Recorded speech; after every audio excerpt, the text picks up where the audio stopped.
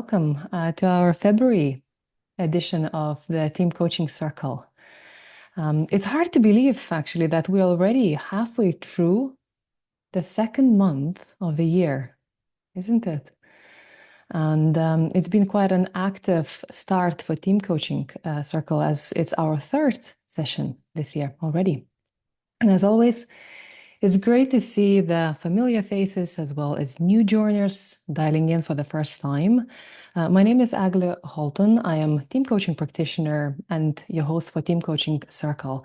Before we begin and while we wait for people to land in this Zoom space, a few housekeeping notes.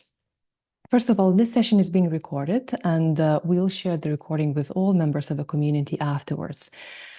Also, if you are using the AI note takers, unfortunately, we won't be able to allow them in, just to ensure that we do have only live attendees to make the whole session logistics a little bit smoother. For those who are joining us for the first time, I'd like to very briefly share what is Team Coaching Circle all about. So Team Coaching Circle was created as a community for learners to bring team coaches together, coming together beyond specific school or specific discipline or even accreditation body. And it's the space which is open to all. It's designed to explore the evolving field of team coaching. We meet usually on a monthly basis. We do share knowledge, we share tools, the learnings, and explore how team coaching might show up in examples and case studies. Important to note, this initiative is supported by ICF Ireland chapter, and as a reminder, at the end of the session, you can claim ICF CCE units if you wish to do so. This is a community-led space, and what I would like to do is to take an opportunity to invite to all of you to share your expertise and learnings. Many of you expressed the interest to surface more practical insights, such as real-world case studies or panel discussions. So this year, we're going to open 4 slots, which will be available this year for all of you who are interested to share your experience, maybe the case study or your experience in the panel. So if that is of resonance to you, I will share with you the form throughout the session, which you can fill in and express your interest to join in panel or through the sharing of the case study. So with that, let me dive into the session of the day and let me share a few slides. And today, as you all seen, we are going to explore the world of transactional analysis and how the principles of TA could be applied in team coaching practice.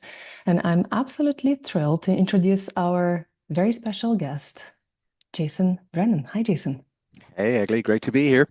Great to have you on the call. And very briefly, to introduce Jason. Jason is the author. He wrote a book called Win. You can see that on the slide. He's a psychotherapist and coach with over 20 years of experience. He serves on the board of Irish Council of Psychotherapy and is the president of Irish Transactional Analysis Association. If you're interested in learning more about transactional analysis and practical day-to-day application of it, do tune into the podcast called OK Everyday Podcast. This is a podcast which is co-hosted by Jason, where he's exploring core concepts of transactional analysis and how it can be applied in everyday life. Jason, very excited to have you on the call today and looking forward to the hour ahead of us. With that, I'd like to invite you to get the spotlight and get us started. Over to you. Brilliant, Agley, and I'm very excited too. It's great to be here on is it Monday? Yes, it is. It's a Monday, and welcome again, everybody. Really thrilled to connect with more coaches, both here in Ireland and elsewhere in the world. I see there's somebody in the chat said hello from India, so hello back to you from Dublin. We've got an hour together. I'm very much looking forward to this. Agley, can you just click through the slide there? Thanks so much. So we're going to talk about one of my favorite things to talk about in the whole world, which is transactional analysis. So I've been doing transactional analysis since about, I think, 2001, I think it has been. And I'm a certified transactional analyst. So today I'm going to maybe introduce a few people to how I'm going to call it TA, transactional analysis, can be used in coaching, but can be used in team coaching. But I'm conscious that many of the experienced coaches here on this call may already know transactional analysis to a certain degree. So I might just be kind of reiterating some stuff, but hopefully I'll bring a few more new models. And there's a huge amount of theory and models that you can tap into through transactional analysis. So I'm going to look at transactional analysis, primary philosophy, brief look at organizational structure and conflict, and how some of the TA models can help you think about that. Do a slightly deeper dive into the kind of small team kind of conflicts that can arise within teams, and then touch on some TA approaches to conflict resolution through the coaching process. Egli, can you click on there, please? Thanks so much. So those of you who are not aware of transactional analysis, it's very big globally. So I'm part of IATA, which is the European Association of Transactional Analysis, and that's in 48 countries. Then there's ITAA, which is International Transactional Analysis Association outside of Europe. That's another 60 countries. TIATA ourselves, we're the newest member, which was only formed in 2024. But there's 4 different schools. So transactional analysis is used a lot in education, in the educational sphere, because of the models and also the focus on communication. It's very much used in organizational, so there's a whole organizational school. Which you can get you can become a certified transactional analyst in organizational. I'm a psychotherapist. That's where I got introduced to it. So there's a psychotherapy school, and of course, then there's a counseling school. So lots of stuff and lots of books associated to every one of these schools that you might be interested in. So Egli, can you click through there, please? Thanks so much. So one of the basic TA foundations, for those of you who are familiar with TA, and it's very, very important, is this concept of I'm okay, you're okay. Now, one of the things about transactional analysis is it intentionally chooses what you might think of as simplistic words. But these are words that pretty much everybody can understand, even if you're a child to a certain degree, if they understand the concept around okay. But whenever transactional analysis uses these words, there's particular meanings behind all of them, which I'll go into a little bit today. So when transactional analysis comes, the basic foundation of I'm okay, you're okay, actually comes from the Universal Declaration of Human Rights. What it means is everybody, all humans are born equal. They're all born with inherent worth, value, and dignity. And as long as that's being reinforced in relationships, but in particular within the coaching relationship, then it's respecting somebody's frame of reference, where they're coming from, who they are, and not judging or criticizing them. So when we're coming from an I'm okay, you're okay position, we're providing them with worth, value, dignity, and we're only therefore focusing on the behavioral outcome. So not the person, but more so the behavior and how to change that. So the very famous OK Corral by Franklin Ernst is here, which is always about, within coaching, it's always about coming back or helping the coachee or helping even the team to come back to an I'm okay, you're okay, healthy position where you get on with each other and you get on with the work, you get on with the purpose of the team's focus. Of course, humans being humans, we sometimes display not okay behavior. And what we can do is we can slip into a not okay position where we start to judge or criticize or blame either ourselves or the other person or the team or the organization. So whenever we're doing that, we're moving away from I'm okay, we're moving into not okay behavior, where either I'm not okay with myself, I'm not okay with somebody else, or the whole thing's not okay. So the kind of futile position, get nowhere with, this is hopeless. And I'm sure as coaches, you've come across this a few times with certain clients where it feels a bit stuck, yeah, where it feels like, this feels like we're not really getting anywhere, or we don't know where to go from here. Okay, do you want to click on through there, Egli? Thanks very much. I thought I'd pop this up because many of you may not have seen this, because again, within the School of Organizational and Transactional Analysis, there's a whole branch that looks at group work and how groups work better together or not. And in this case, where conflict can arise. So this is the famous model put forward by Eric Byrne, the founder of Transactional Analysis, which says, or any organization, which he calls a membership, any group has a major external boundary, which is those people within the group, within the organization, within the membership, and those people from without. And of course, those people or the circumstances outside the membership or group organization can cause pressure or conflict on the external boundary. Okay. Within the organization, any organization is just made up of different groups. So there'll be what he calls minor internal boundaries. So where we have different groups within an organization, you know, customer service, you could have human resources, you could have engineering. They're just different groups. But there is a boundary around each of these groups called the minor internal boundary. And of course, this is also where conflict can arise. And then finally, at the center is a major internal boundary, which we call leadership. So the leadership group, the C-suite, wherever the senior leaders are, that is a boundary. It's a group by themselves. And of course, there can be pressure or conflict that can appear at this boundary, the major internal boundary. Can you click on through there, please, Agli? So in transactional analysis, we look at where's the conflict arising from. So within the coaching, we try and find out what boundary is being challenged, and we call this agitation at the boundary. So is it agitation at the boundary around the major external boundary? So it's something from the outside, the market has changed, something's going on outside the company, or is it from within, between groups? So where's the agitation happening? And when we look at the boundaries, transactional analysis talks about what is the boundary made up of psychologically. So what is it that holds these people together, and how strong is it? How strong is the team bond for this particular group? And how well do they protect that bond when under threat, when being challenged? So the different boundaries are seen as diffuse, which means they're actually quite weak and soft and easy to breach. Now, what that means is the team may not hold to their own, say, agreements. So if there's a team contract in place and they may not hold to that, and some external pressure forces that, they might quickly kind of adjust and try and be all things to all people. And of course, that can cause an awful lot more stress. On the other hand, what if their boundary is too rigid? They're holding the boundary too hard, they're too fixed and inflexible. And you can see this, we'll see in a moment, in silo type behavior, that they're very much just holding onto their boundary. They're not willing to listen or open up or kind of see it from another person's perspective.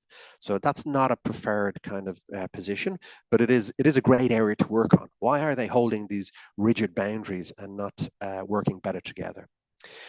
The preferred kind of place to be is what's known as permeable. So it's both being able to kind of flex, but also hold. So it's flexible and open, but also can hold certain boundaries around being assertive and holding on to some core things that they do want to hold on to. So the examples that are often given is, so McDonald's and Apple. So McDonald's would have a kind of rigid boundary around customer feedback, particularly around their food. They don't really want to know. They don't really want to know what people think about their food. They're not going to change the menu that much. It's kind of a fixed boundary no matter where you go in the world. Whereas Apple would have a permeable boundary. They're actually very interested in the customer's experience of their products. Why? So that they can update it and make it more user-friendly. So they have a much more permeable feedback mechanism. So they're very much open to listening and taking that on board and working with it. Another example might be a luxury car dealership who, I don't know if any of you who've dealt with luxury car dealerships, very quickly they phone you straight after. How was that service? Is there anything, about the kind of sale that you want to kind of give feedback on? So they're very much open and permeable into wanting to kind of hear from you. Whereas a small car dealership, not really so. They just kind of want to sell you the car and to a large degree move on. And actually, if you come back to them with some issues, sometimes they're not that keen to work on it. So they'll be a little bit more rigid on their boundaries. Do you want to click on there, please, Agli? Thank you. So this helps, well, it certainly helps me when working with teams, when I have a model. And the great thing about transactional analysis is it's got so many models to apply. So when conflict is afoot, when conflict is happening, we start to figure out, okay, what needs to shift? Is there something being held too strongly? Is there something that's being held not enough? So if it's diffuse, they're not defending well enough in terms of some of the things that they do want to achieve, or if they're rigid, they might be overly defending something that's getting in the way and actually causing more stress and conflict. So how in coaching can we help them open up to the permeable, which is the more preferred style, which reflects the I'm okay, you're okay position, which reflects the kind of getting on with and working together to improve the situation. So one of the questions that you can think about, because we're going to break up into groups later on, how can coaching help when boundaries are kind of set and rigid? It's kind of psychological, set and rigid. No, this is the way we do it, and this is the way we've always done it. So how can coaching questions and the coaching process, or from your experience of working in that, I'm sure you've had a lot of experience, how do you help move away from that kind of siloed behavior, or the them and us, if you're thinking about the C-suite or the senior leadership, or we don't like them, they don't listen to us. How do you start to move that towards being more open and working better together as an organization? So that's on the big piece on the organization. I'm going to look now at the small piece within conflict within a team. Can you click on through there, please, Agli? Thanks. Oh, sorry, just before I do, a couple of practical questions that I often ask as a coach when leading, when working with a team or working with individuals. And these questions came from a brilliant TA analyst called Finetta English, who only recently died. She died she was over 100, I think, when she died. But she came up with these questions, particularly around feedback, which I like. So how do we get into the okay, I'm okay, you're okay position, which is, what's being said? What's being said in the feedback? Let's listen to it. What is actually being said? Okay. Now you can defend all you like, but could any of it be true? Right. So that middle question, I think, is so important. Could any of the feedback, maybe not all of it is, but could any of it be true? And then, of course, if they're opening up and thinking, well, maybe there's something in it. Okay, is there anything you want to do about it? Is there anything you want to change? Any behaviors you want to work on? Anything you want to put some energy towards in relation to making a difference, getting back into the I'm okay, you're okay position? So again, I often invite these little questions for coaches to take away and play with, particularly that middle one. Is any of it true? Because often there is a kernel of truth in it. So you can click on through, Egli, please. Thank you so much. So now we're going to look at using some transactional analysis theory in small group work. And if I'm going a bit too fast, my apologies. I do want to get through as much as possible, so I might be able to slow down a little bit, especially if I talk very fast. But in the small group, using transactional analysis, what we look at is what's known as interpersonal conflict. So what's going on between the members of the group? What's going on between the members in the group and, say, the leaders? Where's the splits happening? So interpersonal means between people. So interpersonal conflict arises as a natural consequence of human relationships. It always will. It's part of relating. Conflict is supposed to be there. And I know Patrick Lencioni in his 5 dysfunctions of a team became quite famous for his model, talking about the absence of conflict is an issue. I like to think about it, the absence of challenge is an issue, but conflict will arise as a natural consequence of human interacting. It arises because we have what's known as intrapsychic influences. So intrapsychic just means what's going on inside of ourselves, what's going on psychologically inside of ourselves. So it's intra. And it plays a significant role in relation to interpersonal conflict, which what happens outside of us, what happens in relationships. So there's a key connection there, which I'll talk about in a moment. So as a psychotherapist, I have studied a lot and I talk a lot about transference. And this is a huge part of coaching as well. So transference and projection. So naturally in a relationship, us humans transfer certain things onto other people in a particular way, and we project onto them. So what we do is we project the intrapsychic, the interior stuff, and the interior dynamics onto other people. And this is normal and natural and holds key insights into how to resolve conflict. What's going on? Why is this stuff being projected onto me as a leader? Why is this stuff being projected onto me as a coach? And what can I do with it? How can I work with this to improve things, to maintain a healthy I'm okay, you're okay position? So the role of the coach is to invite behavior change through increasing awareness, first of all, to help the clients get on with working better together. So making them more aware that actually there's their own stuff that they're bringing to the conflict. It's not just outside of them and somebody else is in, like, the blame game. There'll be something that they're bringing in some way. Now, one of the things when it does come to work with conflict as a coach, and this is very much in the ICF boundaries, it's essential that we avoid personalization. So we don't make it about the person, we're looking at the behavior. So we don't collude either with the person and blame somebody else. That's not our job. That's where we move into not okay behavior. But it's about helping them become more aware that it's going on. Egli, can you click on through, please? Thank you so much. So again, those of you who are familiar with transactional analysis will be very familiar with this model, which a lot of people believe is quite kind of simple, but actually there's a huge amount that sits behind this. And I do a 101 certificate, which is a 2-day course on learning all about the theories of transactional analysis. It starts with this, but it gets much, much deeper. So these are called ego states. These circles, ego just means self, state just means you're in a different part of yourself at different times throughout the day. It's an energy system. We shift on through it. A lot of the time in work, for example, we spend in the adult ego state where we're just dealing with the present here and now responses. We're trying to problem solve, we're trying to figure things out. We're trying to work together. We're trying to elicit an adult response as well.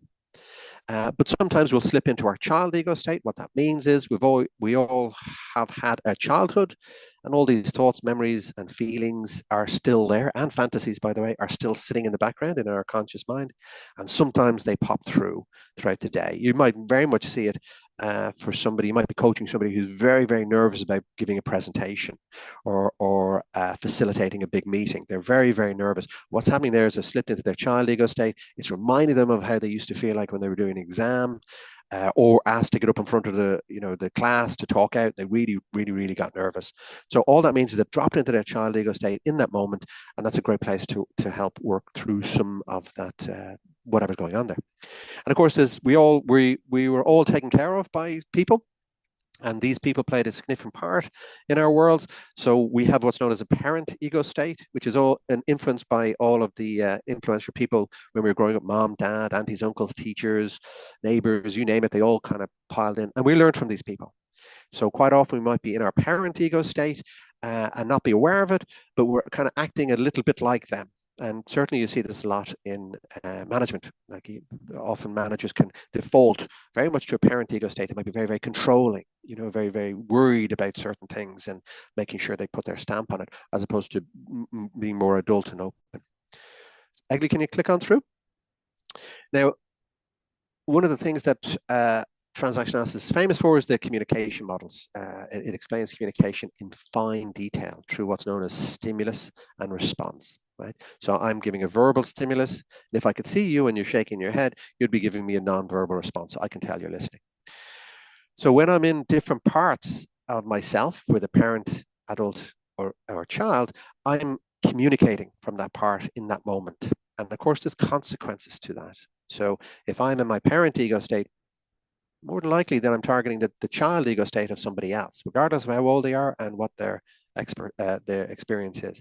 I might just be unconsciously doing that. So there's a vast amount of communication goes on between these ego states. Eric Byrne said, I think there's at least 72 options, and a lot of them are crossed, what's known as cross transactions. And this is often where conflict can arise, is in a crossed transaction. So when I'm coaching and doing some team coaching, I invite people to go away and do a little bit of reading on transactional analysis, listen to a podcast. There's lots of free stuff out on the internet to learn more about these different styles of communicating and how they play into conflict. Egli, can you click on through there, please? Great stuff. So if I come back to transference, this is where a lot of conflict arises, because if you look at the parent, adult, child on the left-hand side, somebody might be kind of transferring onto, say, the leader in particular, a parental kind of attitude, so that they might have fantasies or expectations of a leader or a manager or a leadership team, or even a particular team in the organization that have lots of expectations and certain things that were never voiced, that were never kind of put out there or agreed to or contracted with. So what they're doing is they're transferring or projecting some of their internal or intrapsychic feelings and beliefs onto a team, a person, or whatever. And this is where conflict arises around these expectations. So when conflict occurs, particularly towards an authority figure, people are transferring emotions and often negative beliefs or fantasies that were never real in the first place. You might have come across this where a person might say, I just can't work with that person. Right? That's transference right then and there. That's what's happening there. They're projecting something onto this other person and treating them in a certain way. So this is a not okay position. When somebody says, I just can't work with that person. We just can't work with that team. No way, we just can't work with that team. That's coming from a not okay position, and it's coming from emotional transference and negative beliefs around expectations. And it's not adult. It's not okay, working better together. It's becoming personalized. And when we do that, we move into not okay behavior. So again, when you break up into your groups, have a think about any clients who've come across or any teams. We just can't work with engineering. No way. There's no talking to them. Right. So that'll be a whole lot going on there from conflict resolution, or it could be expectations of the senior leadership team that haven't been voiced and haven't been worked through, where the team might be acting out in a kind of a child ego state type way, and seeing the senior leadership team as these awful parents, that are just not kind of getting it. They just don't listen. Like my mom didn't, or my dad didn't listen when I was 12. Can you click on through there, please? Thanks, Eggley. So the resolution, and we're going to break up into the group soon, but when working with transactional analysis and working with conflict, we don't feed the conflict. What we look at doing is developing more awareness around it. First of all, from a coach, trying to understand what's going on here. Where's the conflict coming from? What boundary is being challenged? Because again, if it's a team thing, then it'll be a kind of maybe a minor internal boundary or major internal boundary. Or if it's between two people, the boundary that's being kind of causing agitation or causing conflict might be some child parent stuff or child stuff, that hasn't been resolved. And if it's two people on the team, it's coming from child, a lot of that, of course, will have to do with their own personal experiences that they're bringing to that relationship, that this person reminds them of something, or at least the behavior reminds them of something unconsciously that they don't like or they struggled with, and are now is playing out in real time with a completely different person. So through effective coaching and asking some brilliant open coaching questions, wonderings as we call them, the focus is on behavior and becoming more aware of any behavior that's creating more conflict, and what were the results of that? How did that work out for you? When you said that, what was the reaction that you got? So it's about helping them understand that they have a part to play in this conflict, and particularly around the results of the outcomes. Is something being repeated again and again in transactional analysis. And I haven't got time to do it today, but transactional analysis invented game theory, psychological game theory. So that's where we can see these games playing out. Some of you may be aware of the drama triangle and the winner's triangle, which is a transactional analysis concept. So this is where we get a model of, okay, what's going on?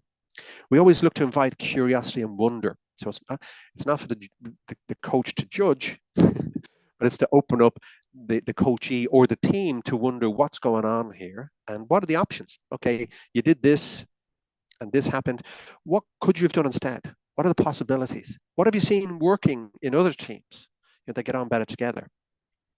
Because it's constantly inviting to reflect on healthy behaviors towards different results.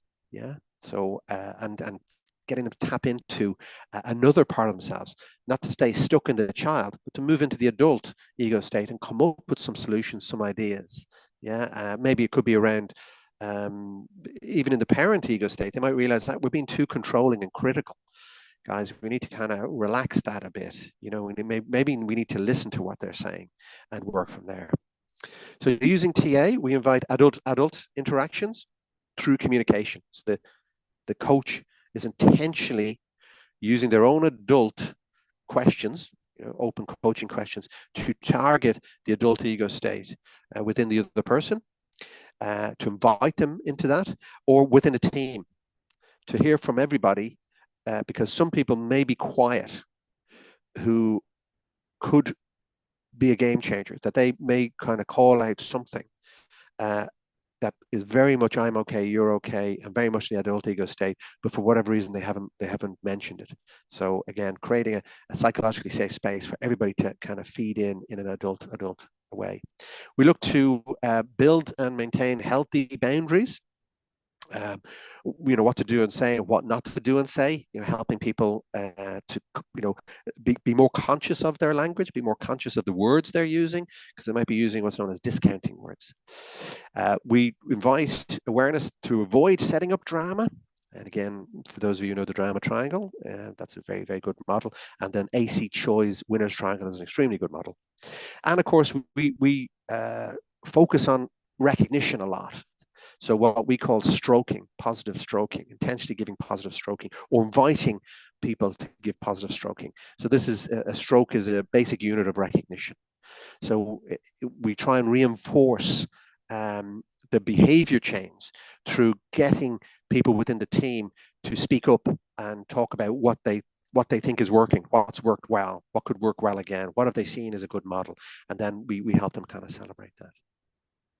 So Egli, I think we've just reached the halfway mark, and I hope it wasn't too much. Again, I love this stuff, so I love theory. So I put a lot of theory out there. But what I'd love to do now is invite you to go into your groups, into different groups, with your notes, and just have a talk about how could what you've learned today help you in your team coaching practice. Is there any theory that came up you thought, that's interesting, or I already do that, and this is what I see works. Okie dokie. Are we all in, Fabio, do you think?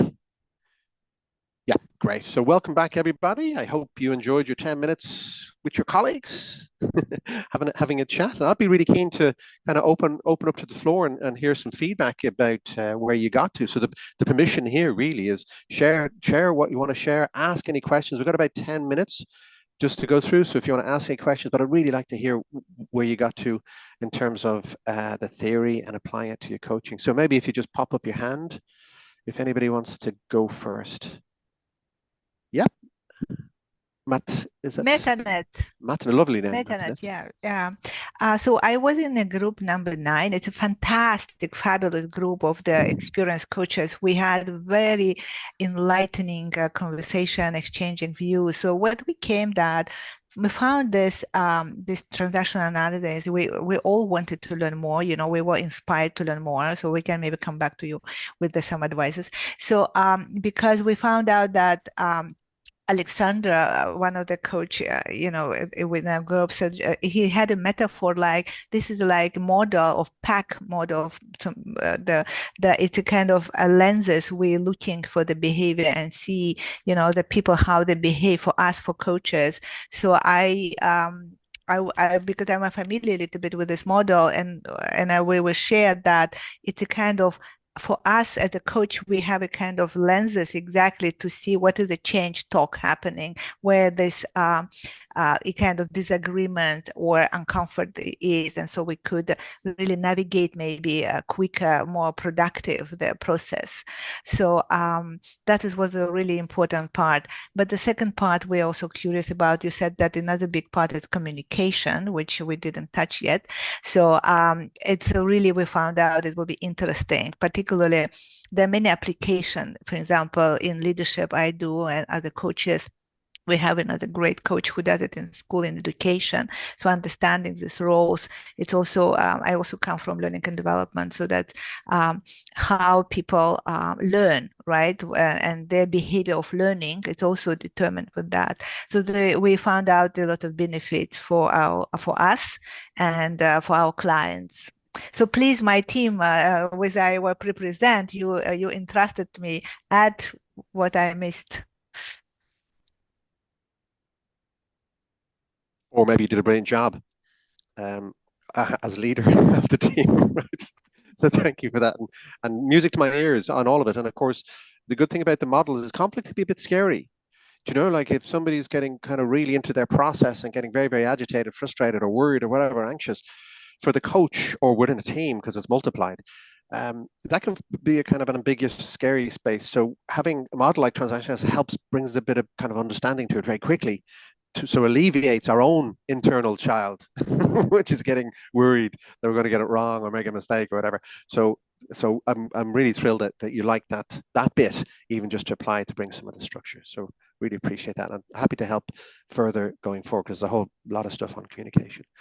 Theodora, I think you were the next person there. Yeah, thank you.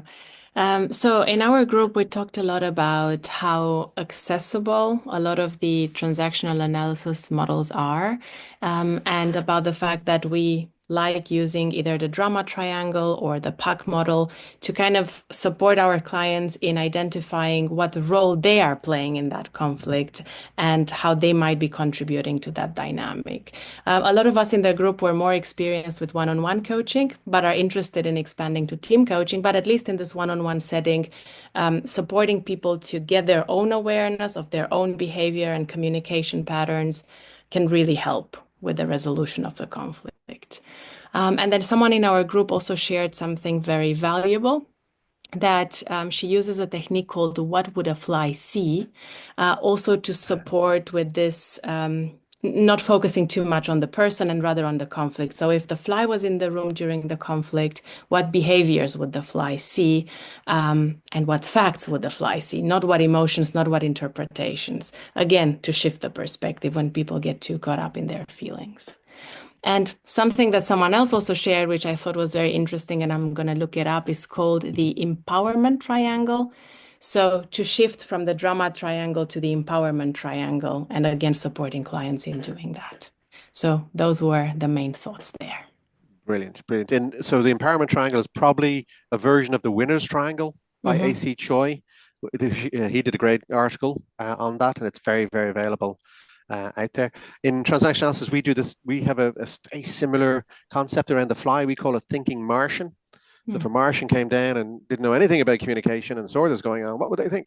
So again, Eric Byrne kind of came up with that years ago. It's another version of trying to open up and relax the boundaries a little bit to be able to talk more freely and understand this. So you know, it's and I use this huge amount in my one-on-ones. You know, I think Eric Byrne is kind of, how do I put it, odd in that he took this. It was initially a one-on-one process, and he expanded it up. So he wrote a book called The Structure and Dynamics of Organizations and Groups. So he expanded this theory up, and which goes all the way up to countries. Why do countries not get on? You know, it's quite a guy. And the other very good book, by the way, is Transactional Analysis Coaching by Karen Pratt. That's a very good book. Tiny. I have it here. It's tiny. I can't see it. So we've got time for one more, I hope, Agli. It just Charmaine, is it? Yes, it's Charmian. Charmian, sorry. Yes, and we found it all very interesting what you were telling us, and we hadn't really ever used it in a team setting before, and we thought that we could imagine using this idea of boundaries and feedback quite well. You know, what boundary is being challenged, but we would love a little bit of help knowing how to use the parent, adult, child language in a team setting, because we were thinking that it might bring up sort of shame or judgment in that corporate setting about using parent and child, and we'd just like a little bit of your help with that. Yeah, sometimes I just teach it. So from a kind of a human point of view, that this is what humans do. So it's much broader than even a kind of a what's going on in this team. This is how we interact as people, you know. So it gives them kind of we talk about permission, potency, protection. They're the three P's in transactional analysis. And the final one now is called partnership, which is very good for coaching. So we try and get those 4 P's in constantly, right? But if I'm not teaching the group, so again, the good thing about TA is if you have a common language within a group, it can help accelerate change, with a caveat that you can't use it against each other. You know, oh, you're being a child. Oh, you're being parental. No, you're suddenly gone not okay when you do that. You know, so there is a kind of a piece there. But as a practitioner, sometimes I just wonder in myself, what's going on? Am I hearing a lot of parent stuff that I might invite? Say, oh gosh, you know, well, who does that remind you of? You know, when you say something like that, what is like? Does that remind you of anybody, or like authority figure, or like so I try and invite them into wondering, so that they start to use it. So, and I'm just listening to myself to see, oh, they are being very parental even towards me, or they're being too quite childlike, or they're not being adult, like. So there's lots of different coaching questions. I'm conscious of the time because I know Egli needs to wrap up, but there's lots of different coaching questions that you guys will already have that you could fit into parent, adult, child as a target. So if I ask a question from my child ego state, and by the way, I use humor a lot because it breaks down boundaries quite quickly. So if you listen to the podcast, okay, every day, you'll hear myself and Ollie, my co-host, we do a lot of humor to kind of relax people. And I would use that in a coaching, especially if there's something's gone tense. I might say, oh gosh, this reminds me of blah, blah, blah. And then everybody starts laughing, and then we're back into kind of working better together. So that's a great idea. Thank you very much. Yeah. So Egli, I think over to you for the last 8 minutes. Jason, just a few questions we have on the chat. Kirsty was asking, could you repeat, please, the 4 Ps? Potency, which stands for strength, right? So finding strength, inner strength, or the strength to speak up, right? If you think about psychological safety, the potency to speak up, to find your voice. Protection, which is the I'm okay, you're okay, that we're not judging or criticizing people. Partnership, and this is very important for coaching. Are we in this together? And we talked a little bit during the break about personal responsibility. What's your personal responsibility? And did I say permission? Can't remember. Potency, protection, partnership, permission is the other one. So we do that through stroking, through giving recognition. That was really great what you said there. Could you say some more? So I'm giving them permission to kind of keep on going with it because it's creating good change or good energy, or it's towards the adult ego state. So they're the 4 Ps if you got them. Perfect. Thank you. Thank you very much, Jason. And the next question from Rachel is a kind of a very good segue towards the information where you can find Jason. So Rachel is asking if you are running any courses around the transactional analysis. So I don't know if you want to share quickly. Yeah, actually, the next one, if anybody's in Dublin, the next one's on the 1st of March, which is a Saturday, for a day. It's half of the global certificate. There's a 2-day TA 101, it's called, which gives you all the theory, a lot of the theory straight up front, and it's globally recognized certificate. So it's 12 CPD hours. So the first one I do in person, and then the second part I do online. But if there's enough people in a group, I'll just do a whole virtual one too. So if you're elsewhere in the world, we can do it virtually. So there's the podcast, okay, every day. So you can give a listen because it's all that stuff is that I talked about today will be on that, at least the parent, adult, child. And please just reach out to me. Go to Thinkwell, my website, and just send me an email. Or I'm Jason at thinkwell-ireland.com. Just reach out. I love TA. I love spreading the word. So music to my ears if you want to find out more, and I'll make it as easy as possible to make that happen.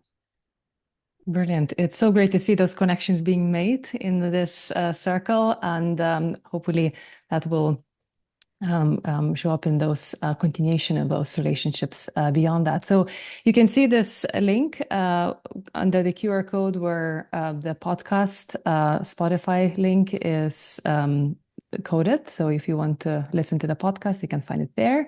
And Jason, I just wanted to appreciate your generosity, your time, sharing your insights, the learnings, and your expertise. Thank you.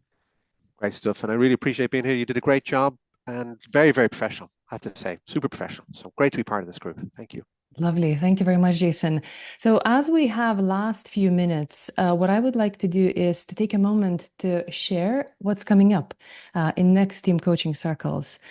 So you can see that in March, we will come back and we will explore the intersection between the AI and team coaching. We'll have Jazz Razul and our Fabio Garganego joining us to facilitate the session and introduce a team coaching 5.0 framework, as well as AI tool, which is designed for team coaching interventions.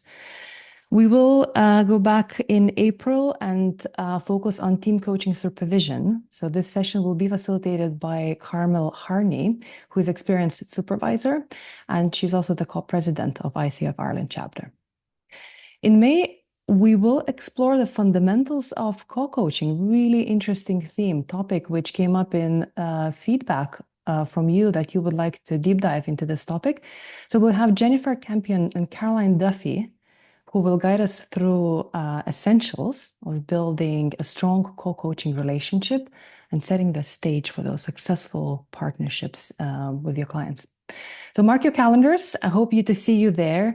And just again, to close a full circle, I'd like to once again invite you to share your expertise. I'm sure that we have a lot of experience in this room. So we will be opening 4 slots this year. And we are calling for team coaches who would like to present a case study or participate in Team Coaches panel. So if that is of resonance to you, I will share with you the form and in a chat window, and you will also get the follow-up note where you will be able to kind of find those forms and share if you would like to join the session. So it would be great to hear from you, and this brings us to the close, I suppose. Thank you all for great conversation. Thank you very much, Jason. Thank you very much, Fabio. Thank you all for your active participation. I'm looking forward to seeing you in a month.